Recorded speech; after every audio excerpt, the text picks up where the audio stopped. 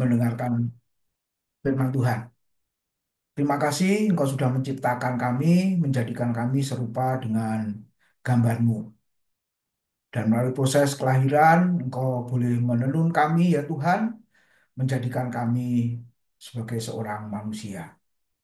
Kami menyadari anugerah Tuhan yang begitu besar. Ciptaan bentukan tangan Tuhan yang mulia, yang indah di dalam hidup kami. Oleh sebab itu, biarlah kami terus mengingat kasih Tuhan, anugerah Tuhan yang besar.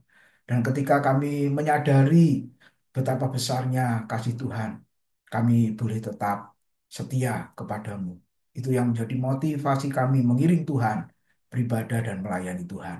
Biarlah malam hari ini kami boleh kembali bertemu dengan Tuhan dan juga dengan saudara-saudara seiman untuk merenungkan bagian dari firman Tuhan yang sangat penting dalam hidup kami, tentang pengakuan iman kami, tentang pengalaman iman kami, mengalami Tuhan yang baik dan indah dalam hidup kami. Terima kasih ya Tuhan. Dalam nama Tuhan Yesus, kami sudah berdoa dan kami sambut firman-Mu. Amin. Ya, selamat malam semua Bapak Ibu Saudara yang dikasihi oleh Tuhan. Ada yang dari Trenggalek, ada yang dari Taipei, ada yang dari mana mana-mana saudara ya. Nah, malam hari ini saya mau melanjutkan tema bulan lalu, yaitu tentang pengakuan iman rasuli. Yang setiap minggu di ibadah kita ucapkan. Ya sebenarnya bukan ucapkan, atau bukan sekedar membaca. Tapi kita akui, ya saudara, kita akui. Nah, seringkali karena setiap ibadah itu disampaikan, baik sebelum firman atau sesudah firman. Kalau tadi saya melayani di GKKAI itu sesudah firman Tuhan ya. Tapi ada gereja yang sebelum firman Tuhan mengakui pengakuan iman rasuli itu. Nggak masalah. Nah, itu tiga dasar, ada yang menyimpulkan ya tiga bagian, yaitu tentang Allah Tritunggal. Aku percaya kepada Allah Bapa, percaya kepada Yesus Kristus, pada Roh Kudus, ya sampai WL kan atau liturgos memimpinnya. Apa yang kau percaya tentang Allah Bapa? Aku percaya kepada Allah Bapa, kali langit dan bumi, gitu ya. Apa yang kau percaya tentang Yesus Kristus anak Allah? Aku percaya kepada Yesus Kristus anak Allah, gini gini. Gini. Apa yang kau percaya tentang Roh Kudus?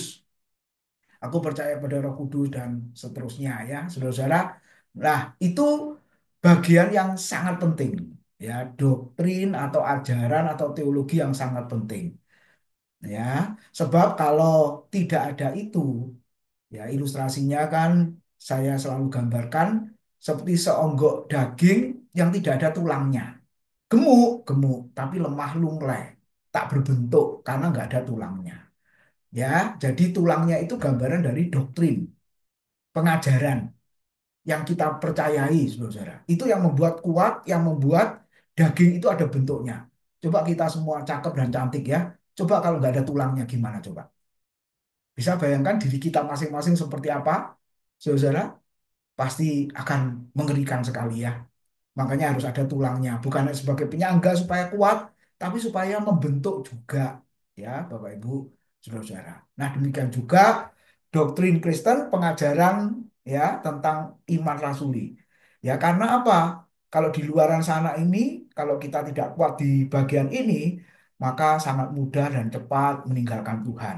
Ya, kalau saudara nonton YouTube itu yang viral-viral itu kan, kenapa meninggalkan Tuhan Yesus? Mengapa meninggalkan iman Kristen? Mengapa meninggalkan firman Tuhan? Iya, jawabannya simpel ya. Dan itu menggelisahkan saya, menggelisahkan banyak orang ya. Kok mudah sekali gitu loh. Iya, karena katanya Tuhan, tapi kok bisa mati? Nah, itu saudara-saudara. Ya, katanya Tuhan, kok bisa lelah, capek, haus, lapar? Ya, katanya Tuhan, kok bisa menderita? Nah, pertanyaan-pertanyaan remeh-temeh begitu loh. Nggak bisa jawab. Nah, saya hanya berpikir sederhana. Lah, orang yang seperti itu ke gereja itu selama itu diajarin apa? Sekolah minggunya itu juga diajarin apa? Khotbah-khotbah di gereja hari Minggu itu diajarin apa? Kok sampai nggak mengerti itu loh. Dengan pertanyaan yang simpel dan akhirnya sangat cepat, mudah meninggalkan Tuhan. Nah, makanya saya merenungkan itu, ya sudahlah. Saya mau menyampaikan tentang pengakuan iman rasuli dari awal nanti sampai akhir. Nggak tahu selesainya kapan, saudara. Saya mau sampaikan itu secara urut konsisten. Karena beban saya jangan sampai uh, kita yang muda, kita yang tua, kita yang anak-anak ya, kita pokoknya orang Kristen begitu cepat meninggalkan Tuhan tanpa pengertian yang benar. Kalau mengerti dengan benar, tidak mungkin meninggalkan Tuhan. Benar kan, saudara? Kalau mengerti dasar teologi ajaran firman, tidak mungkin meninggalkan Tuhan. Nah, ini orang-orang, kelompok orang yang tidak mengerti. Oke, selamat datang Pak Erios, ini dari Jombang ini ya. Puji Tuhan. Nah,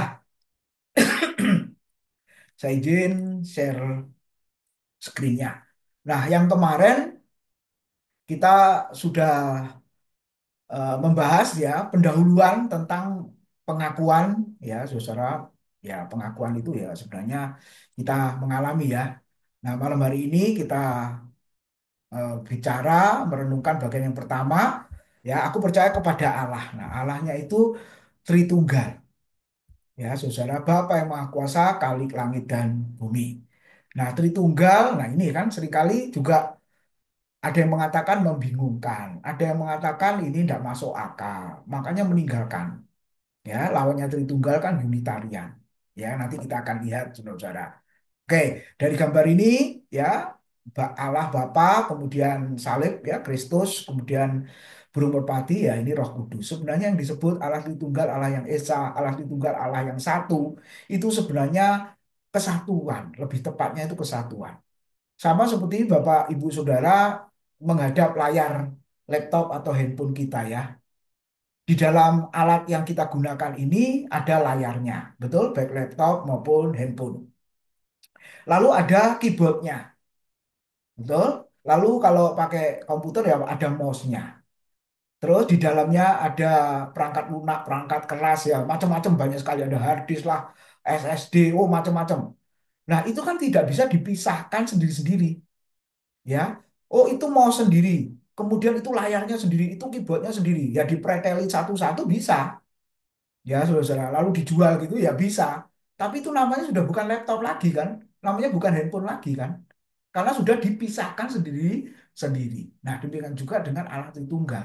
Ada Bapa, ada Anak Allah, ada Roh Kudus, itu bisa dipisahkan sendiri-sendiri dalam hal apa? Pribadinya, yang kedua dalam hal karyanya, ya yang berbeda-beda tapi sebenarnya ini satu kesatuan tidak bisa terpisah atau keluar dari satu dengan yang lain makanya gambarnya ini kalau Bapak Ibu lihat saling terkait ya coba ini mau misahkan gimana ini tidak bisa ini ya lingkaran di dalam segitiga ini walaupun tidak full melingkar ya saudara-saudara tapi ini kan menunjukkan tidak bisa terpisahkan ini saling terkait satu dengan yang lain. Tadi pagi saya khotbah di GKKA saya mulai dengan memuji Allah Tritunggal gitu ya. Allah Tritunggal, yaitu Allah Bapa yang memilih kita sebelum dunia dijadikan. Betul ya, saudara?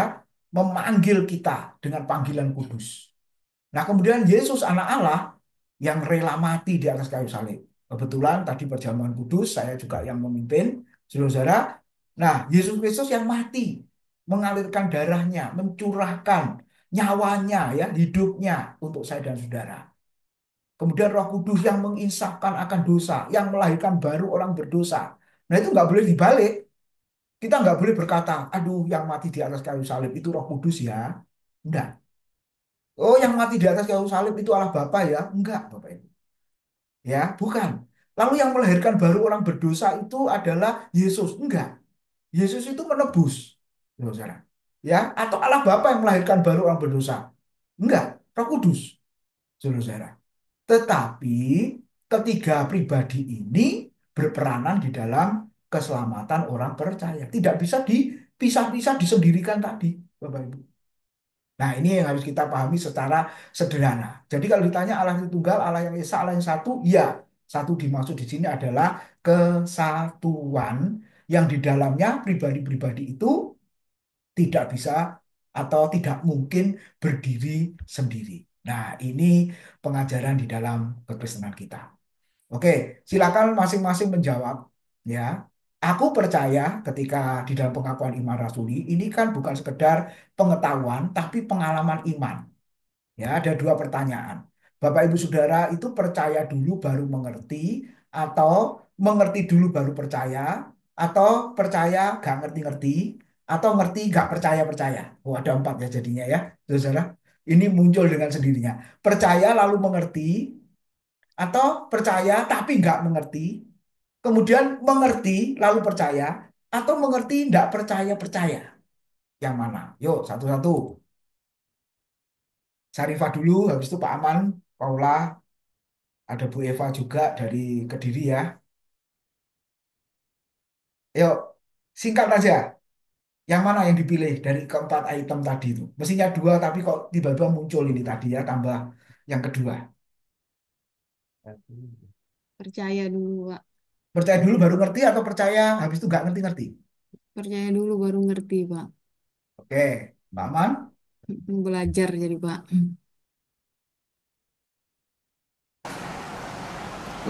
Kalau saya gimana Pak ya? Oh, hujan ya di tempat ya. Iya di sini hujan Pak. Jadi kurang kedengaran volumenya saya juga tak besarkan ini jadi benar Heeh. tambah jepreng. Pakai ampli, Pak. Pakai ini. Ya, oke. Jadi percaya dulu baru ngerti atau ngerti dulu baru percaya. Yang mana pengalaman Pak Aman? Percaya dulu Pak. Baru ngerti. Iya. Oke. Paula, Bu Dokter Paula. Percaya dulu baru mengerti. Oke, Bu Eva, Bu Guru. Percaya dulu baru mengerti, Pak. Oke, Karis, Rena, kemudian Bu Mei. Sama Pak, percaya dulu, baru mau ngerti Pak. Oke, Bu Mei. Sama Pak, sama Pak, percaya dulu baru mengerti. Oke, Karen, Yada. Sama, Pak. Percaya dulu baru mengerti. Oh, Pak Arios, percaya dulu baru mengerti. Oke, Marcel. Percaya dulu baru ngerti. Oke, yang pakai nama farmasi ini siapa ya?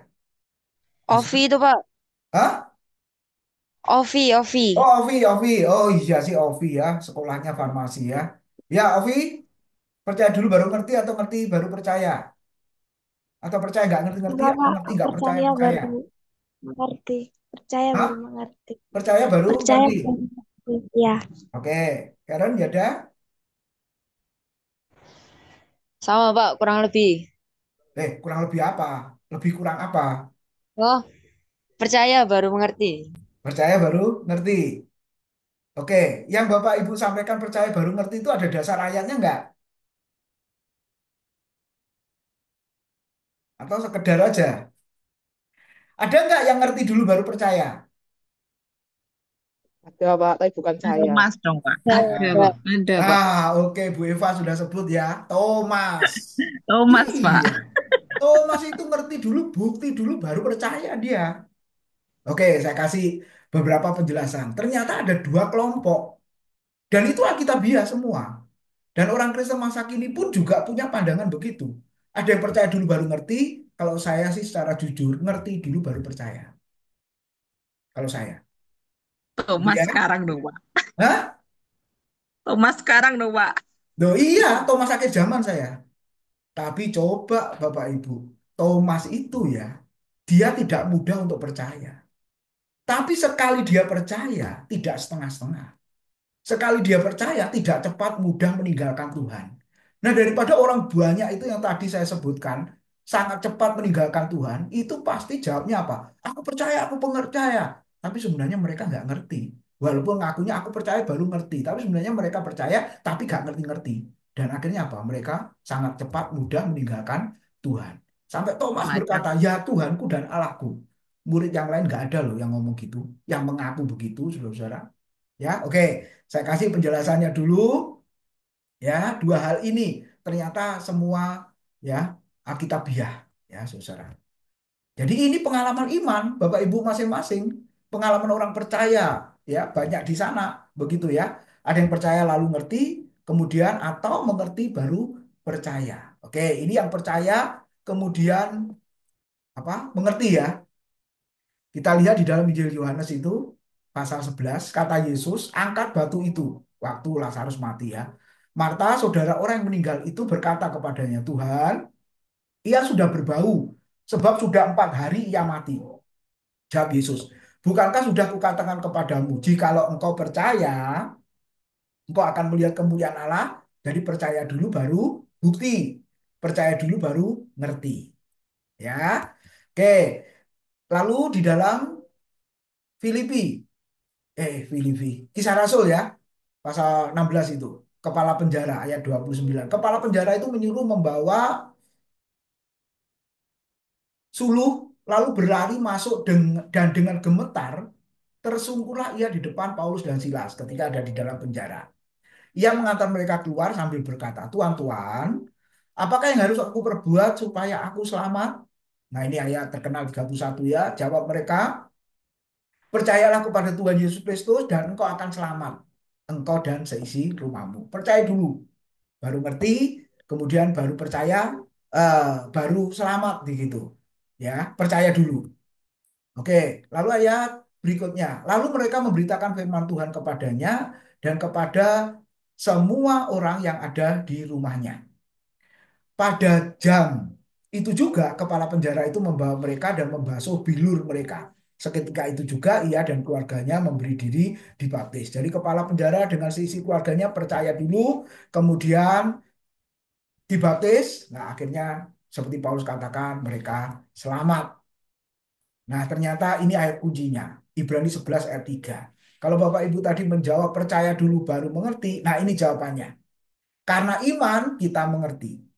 Karena percaya kita mengerti bahwa alam semesta telah dijadikan oleh firman Allah sehingga apa yang kita lihat telah terjadi dari apa yang tidak dapat kita lihat. Jadi firman Tuhan menegaskan, percaya dulu kemudian baru mengerti. Percaya dulu baru engkau melihat kemuliaan Allah. Nah, sekarang yang kedua, mengerti dulu baru percaya. Kisah Rasul pasal yang ke-8 ya, ayat 29 sampai 31 yang berbunyi demikian. Lalu kata Roh kepada Filipus, pergilah ke situ dan dekatilah kereta itu. Filipus segera ke situ dan mendengar sida-sida itu sedang membaca kitab Nabi Yesaya. Sida-sida dari Ethiopia itu ya. Kata Filipus, coba bukan percayalah, tapi mengertilah Tuhan apa yang Tuhan baca itu ketika baca kitab Yesaya. Jawabnya, bagaimana aku dapat mengerti kalau tidak ada yang membimbing aku? Lalu ia meminta Filipus naik dan duduk di sampingnya. Jadi saudara mengerti dulu, gitu ya. Mengertikah Tuhan apa yang Tuhan baca? Bagaimana aku dapat mengerti kalau tidak ada yang membimbing? Jadi dibimbing, diajar dulu, ikut kelas, baru ngerti, kemudian ambil keputusan. Lalu ayat 32 sampai 38. Nas yang dibacanya itu berbunyi seperti berikut. Seperti seekor domba ia dibawa ke pembantaian dan seperti anak domba yang keluh di depan orang yang menggunting bulunya, demikianlah ia tidak membuka mulutnya. Ini kutipan dari kitab Yesaya ya. Dalam kehinaannya berlangsunglah hukumannya.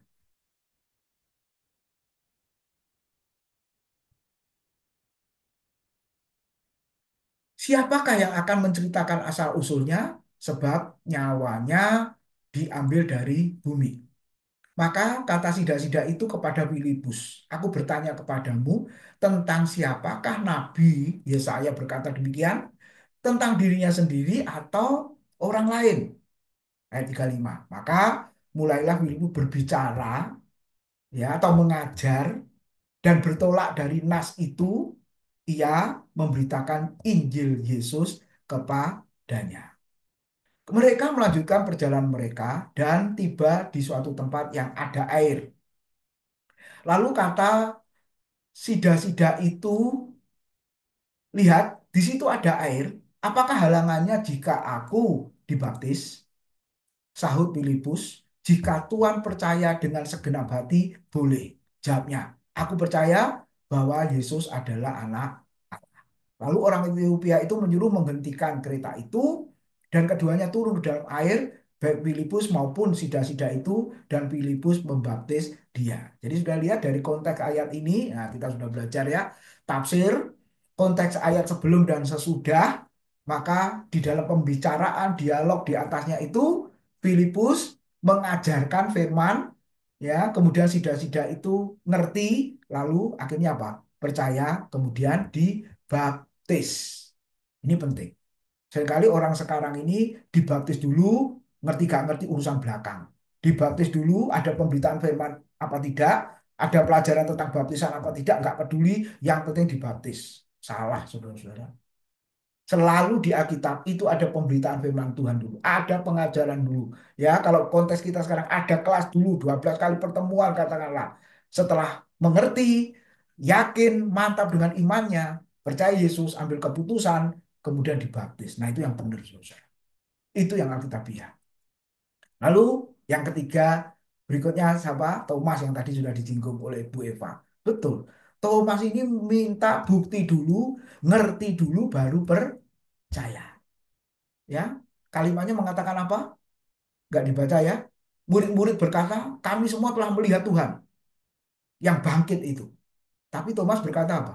Sebelum aku melihat bekas paku di tangannya dan mencucukkan bekas luka di lambungnya dan mencucukkan jariku ya, tanganku. Jadi lukanya Yesus yang di lambung ditusuk oleh tentara Romawi itu lebar sekali sampai tangannya itu bisa masuk. Sekali-kali aku tidak akan percaya. Thomas awalnya tidak percaya. Nah, ketidakpercayaan di dalam iman itu bukan berdosa ya Bapak Ibu ya. Seringkali kita mendengar, kamu nggak percaya sih, makanya kamu tidak terjadi mengalami apa yang kau doakan. Karena kamu kurang beriman lah macam-macam. Itu dosa loh. Bukan loh Bapak Ibu. Thomas itu bukan berdosa. Kenapa? Karena Tuhan tidak menegur Thomas, Thomas kamu kok nggak percaya? Kamu berdosa loh. Oh tidak. Kalau boleh saya katakan, Thomas itu jujur dalam imannya. Kalau dia belum percaya, ya dia bilang belum percaya. Dia tidak percaya, ya dia tidak percaya. Nah ini tipe orang yang coba ini. Kerutan di dahinya ini ada berapa saudara? Saudara kerutan di dahimu ada berapa ya? Ini memang kelompok orang pinter ini Bapak Ibu ya. Tidak asal mudah percaya. Untuk mempercayai sesuatu perlu bergumul. Mempercayai sesuatu perlu memikirkan, perlu merenung. Nah ini Thomas ini saudara. Ya, ini Thomas. Jujur dalam iman. Kalau belum percaya dia bilang belum percaya. Tidak percaya dia bilang tidak percaya. Dan ingatlah setelah dia percaya, Yohanes 20 ayat 28 sampai 29 dia berkata apa? Ya Tuhanku dan Allahku. Satu-satunya murid yang mengakui Tuhan dengan jujur bahwa dia adalah Tuhannya, bahwa dia adalah Allahnya. Kalau Petrus hanya mengakui Yesus sebagai Mesias, anak Allah yang hidup, ya, tapi Thomas percaya, ya Tuhanku, ya Allahku. Ku itu kan artinya milikku. Kalau Petrus hanya secara umum ya, engkau Mesias anak Allah yang hidup, gitu aja. Tapi apakah dialami sebagai miliknya, diakui sebagai miliknya? Tidak, tidak, saudara-saudara. Nah, hari ini kita belajar Thomas jujur dalam iman. Dia ingin bukti dulu, dia ingin ngerti dulu, kemudian dia percaya. Dan ingat, setelah dia percaya, tidak setengah-setengah. Setelah dia percaya, tidak mudah untuk meninggalkan imannya. Ya, meninggalkan Yesus, meninggalkan kepercayaannya kepada Tuhan. Nah, makanya hati-hati, Bapak Ibu Saudara. Kita menjadi orang Kristen, ya, pengalaman kita gimana? Ya, makanya sedih sekali lagi. Kalau sangat mudah, sangat cepat. Seperti Esau yang menjual hak kesulungannya dengan semangkok kacang merah. Itu untuk melampiaskan nafsu, lapar, keinginan, ya, yang sekejap saja. Itu rugi besar. Makanya kita berkata, Esau akhirnya menyesal. Kemudian menangis, meraung untuk minta kembali hak kesulungan itu. Tapi tidak diberikan, saudara. Hilang. Ya, meskipun dicari dengan air mata, sudah hilang. Nah, hari ini kita termasuk yang mana, saudara? Percaya dulu, baru mengerti, atau mengerti dulu, baru percaya. Keduanya sah di hadapan Tuhan. Keduanya disetujui oleh Tuhan. Karena itu pengalaman iman, ya. Filipus dengan Thomas mungkin ada di antara saudara yang sebenarnya ngerti dulu baru percaya. Itu kelompok Filipus, kelompok Thomas. Tapi memang Alkitab selalu berkata, percayalah kepada Tuhan Yesus. Tidak pernah memerintahkan, mengertilah kepada Tuhan Yesus Kristus. Ada nggak? Nggak ada kan, saudara? Selalu dikatakan Alkitab, percayalah kepada Tuhan Yesus Kristus, engkau akan selamat. Kalau engkau percaya kepada anak Allah, engkau memiliki kehidupan yang kekal. Nah gitu ya. Tidak pernah dikatakan, mengertilah kepada anak Allah, engkau akan memiliki hidup yang kekal. Nggak ada itu. Tapi ternyata di dalam perjalanan iman, dua hal ini yang Tuhan karuniakan kepada kita, saudara-saudara, sebab bisa percaya, bisa mengerti, itu semata-mata adalah anugerah Tuhan. Ya, sebab tidak semua orang beroleh iman. Oh, itu menurut Tesalonika ya, saudara. Kamu dikaruniai bukan hanya percaya, tapi menderita. Nah, jadi iman itu karunia. Tapi mengerti pun juga karunia. Masih ingat ketika Tuhan Yesus bertanya, siapakah anak manusia, siapakah aku ini? Lalu Petrus menjawab, engkau Mesias anak Allah yang hidup. Kemudian Tuhan mengatakan apa? Berbahagialah engkau Simon, Petrus ya, karena Bapakku yang mengaruniakan pengertian itu kepadamu. Aku dirikan jemaatku di atas batu karang dan alam maut tidak menguasainya. Pengertian firman karunia. Bisa percaya kepada Tuhan Yesus Kristus juga merupakan karunia. Jadi kasih karunia sudah kita dapatkan? Sudah. Nah, khotbah Pak Bambang tadi ya, saudara-saudara, loh Pak Tim nggak hadir. Ya, saya kan ikut YouTube-nya, saudara. 5 langkah mendapat kasih karunia. Loh, salah. 5 langkah mendapat hidup yang kekal. Loh, salah, saudara-saudara. Kan ada khotbah model gitu kan. Yang benar, kita sudah dapat kasih karunia. Jadi apa yang harus kita lakukan? Kan gitu. Konsep berpikirnya harus dibalik kan. Kasih karunia nggak perlu dicari-cari, itu anugerah. Sebab kalau dicari-cari oleh manusia dan akhirnya dapat menemukan, itu namanya bukan kasih karunia dong, tapi usaha manusia. Ya, oke. Ketika seseorang berkata aku percaya, nah muncullah yang namanya agama. Ya, yang pertama agamanya percayanya apa? Allah itu ada. Ini yang disebut dengan teis ya, saudara. Nah, ini unitarian atau tunggal, ya, esanya itu Yahid, satu tunggal. Di dalam kepercayaan Islam, Yahudi, ada juga sebagian orang Kristen, biasanya pengagum nama Yahweh dan saksi Yehova. Nah, ini buku yang saya tunjukkan hari Selasa di kelas, ya, sama mahasiswa juga. Seminggu kemarin kita belajar bukunya Pastor Eric H. Chang, The Only True God, yang membahas Yohanes pasal 17 ayat 3 itu. Hamba Tuhan senior ya. Ini buku terakhirnya sebelum dipanggil Tuhan. Waktu masih muda menulis satu buku kesaksian bagaimana aku mengenal Allah di dalam konteks penganiayaan, penderitaan, bisa percaya kepada Tuhan, lalu dia percaya kepada Allah Tritunggal, Bapak Ibu Saudara, tapi di akhir hidup dia rubah konsep itu dan mengatakan bahwa Tritunggal itu salah. Alkitab mengajarkan bukan Tritunggal tapi Unitarian. Nah, ini kesimpulannya diambil dari 1 apa 2 bab dari buku The Only True God yang tebelnya 700 halaman ini ya, saudara-saudara. Sebuah kajian monoteisme Alkitabiah, ngomongnya gitu. Ya, lalu yang ini agak tipis 200-an halaman. Nah, akhirnya dia simpulkan berdasarkan Yohanes 1 ayat 1, apakah Yesus itu Allah? Nah, dia meragukan. Nah, ternyata dia menyimpulkan apa, saudara-saudara? Nah, ini di buku apakah Yohanes pasal 1 ayat 1 menunjukkan bahwa Yesus itu Allah? Nah, ini kesimpulan beliau. Kajian ini ya sudah tulis 200 sekian atau 700 sekian itu ya membawa kita pada kesimpulan bahwa Yahweh sendiri datang ke dunia di dalam manusia Yesus Kristus. Jadi Yesus Kristus itu bukan Yahweh, Yesus Kristus bukan Allah, tapi Yesus Kristus adalah manusia yang dikatakan apa?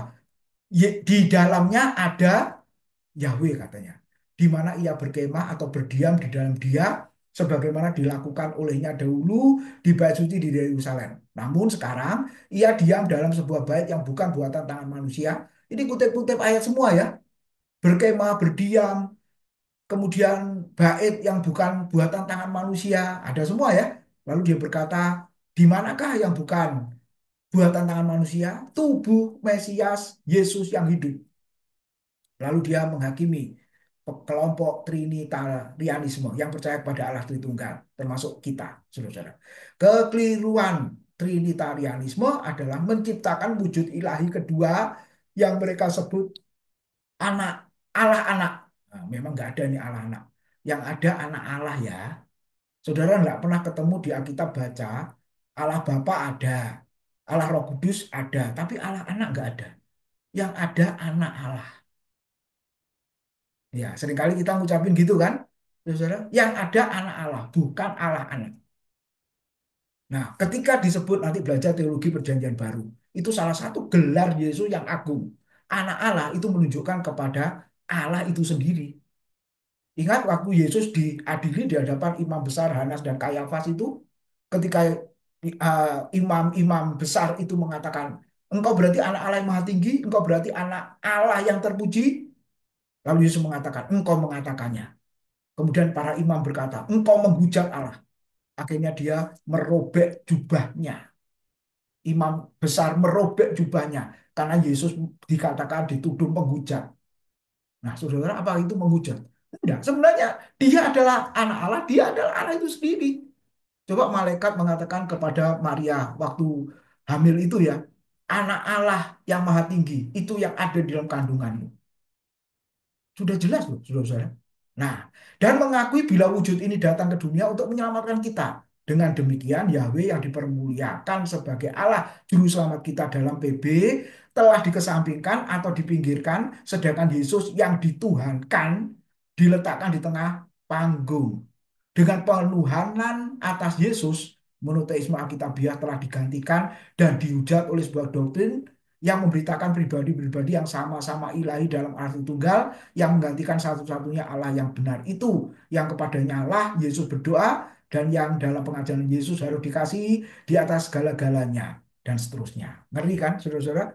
Jadi akhirnya Yesus itu dituhankan. Nah, ini akibatnya. Ya, kalau pengalamannya dengan Tuhan, ya saya juga bingung loh, Pak, dia kan hamba Tuhan senior, belajar teologi sampai doktor, tapi bisa diubah loh Bapak Ibu. Jadi belajar Alkitab ini ekstra hati-hati. Mohon Roh Kudus benar-benar untuk memberi hikmat kepada kita. Sebab kalau enggak bisa tanda petik keblinger itu tadi loh. Nah, yang kedua, lawannya Unitarian adalah Tritunggal. Jadi Esa atau satunya bukan Yahid ya, tapi Ehad. Bukan Yakid tapi Ehad. Satu jamak atau lebih tepatnya tadi saya katakan kesatuan. Nah, itu di dalam kekristenan. Ya, kesatuan. Jadi Allah Tritunggal adalah Allah yang esa. Allah Tritunggal adalah Allah yang eka, Allah yang satu jamak dalam kesatuan. 1 Yohanes 5 ayat 7 ILT ya menerjemahkan. Sebab ada tiga yang bersaksi di surga. Bapa, Firman, dan Roh Kudus. Dan ketiganya ini adalah satu. Bapa, Sang Firman, dan Roh Kudus. Dan ketiganya ini adalah satu. Kalau suami istri saja, kata satunya juga ekat sama, satu jamak, ya. Keduanya telah menjadi hekat, satu daging. Kita kan bisa mengakui ya, suami istri itu satu, benar? Belum punya anak, satu keluarga. Kartu susunan keluarga. Punya anak 5 sekalipun, kalau belum dewasa dan belum nikah anak-anaknya, tetap satu susunan keluarga, satu kakak, betul? Kenapa kita bisa mengakui walaupun pribadinya jumlahnya banyak, katakan anaknya 10 sekalipun, kalau belum menikah masih dalam satu keluarga. Kenapa kita bisa mengakui bahwa itu satu keluarga? Tapi waktu dihubungkan dengan Tuhan Allah, menurut Alkitab, kenapa sulit untuk mempercayai dan mengakuinya? Nah ini kan aneh tuh, saudara-saudara. Oke, jadi kita lihat di situ, aku percaya kepada Allah Bapa, Kalik pencipta langit dan bumi. Jadi Allah yang kita percaya adalah Allah Tritunggal. Satu atau di dalam kesatuan. Bapa, Anak, dan Roh Kudus. Kemudian yang kedua ada ateis. Nah ini ya, saudara, anak-anak muda sekarang ini sudah mulai begini ya. Ateis itu ya bukan hanya di negara yang ateis ya, ternyata orang-orang Kristen juga ya ngakunya sih Kristen. Sebab kalau KTP-nya tertulis ateis kan aneh. Jadi ya tetap Kristen atau tetap agama A, B, C, dan lain sebagainya. Tapi sebenarnya dia ateis. Allah itu tidak ada. Gitu. Tapi mau ngomong ngaku terus terang ya sungkan, saudara-saudara. Nah, lalu ada yang ketiga. Kelompok apa? Agnostik. Saya pernah punya satu mahasiswa ya. Saya pikir itu Kristen, saudara. Kamu Kristen ya? Lalu ngaku ke saya, Pak, sebenarnya saya bukan Kristen. Walaupun KTP itu Kristen, Pak. Tapi sebenarnya saya ini agnostik. Dari dua kata ya, A dan gnostik. Ateis A dan theos. A itu artinya tanpa, tidak. Jadi gnostik itu artinya mengetahui, ya, tahu atau kenal. Jadi ketika seseorang berkata aku ini agnostik, sebenarnya dia mau mengatakan percaya Allah itu ada, masih lebih baik dari ateis ya. Kalau ateis itu Allah tidak ada. Tapi agnostis Allah itu ada, tetapi tidak dapat diketahui, tidak dapat dikenal karena dia jauh di sana, dia suci dan kita manusia itu orang berdosa. Jadi sampai kapanpun tidak bisa mengenal Allah yang kudus itu. Dan itu saya alami, Pak. Doa yang nggak mungkin dikabulkan. Wong saya orang berdosa. Dia Allah yang kudus. Yang kudus harus didekati sama yang kudus. Kalau dia kudus, lalu kita najis, kita mendekati yang kudus, semakin yang kudus itu jauh. Betul ya, saudara? Kalau saudara ketemu orang, maaf, yang baunya menyengat, saudara mendekat apa menjauh? Ini nggak mandi berapa hari ini, kira-kira gitu ya, saudara. Pasti kita menjauh kan? Ya, anggaplah kita seperti Allah itu, yang menurut orang agnostik. Dia suci, dia wangi. Lalu kita orang berdosa itu busuk baunya. Pastilah, Pak. Kalau aku mendekati anak Allah yang kudus, Allah yang indah itu, Allah yang baik itu, pasti dia semakin jauh. Nah, itu pemahamannya agnostik begitu. Tapi, saudara-saudara, menurut Alkitab, nah ini poin pentingnya. Ketika seseorang berkata, aku percaya kepada Allah, Bapa, Khalik langit dan bumi, pencipta alam semesta ini.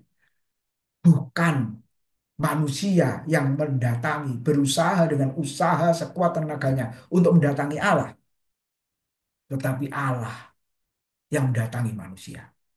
Allah dari surga turun ke dalam dunia untuk menjumpai, mencari, merangkul manusia yang berdosa itu. Amin, saudara. Tokoh-tokoh Alkitab dalam PR, para patriark, Abraham, Ishak, Yakub, Yusuf, kemudian Musa, para nabi, para imam, para raja. Allah menampakkan diri kepada mereka semua. Betul, saudara? Itu di dalam PR. Kalau dalam perjanjian baru, sangat jelas ya, saudara. Allah menampakkan diri dalam wujud firman menjadi manusia dan tinggal diam berkemah di antara manusia. Yohanes 1 ayat 14. Firman jadi manusia, diam di antara kita. Kristus telah datang dalam dunia. Tangannya yang berlubang paku itu terlentang, terbuka. Ada lagu kan? Dan tangannya terbuka, menunggulah.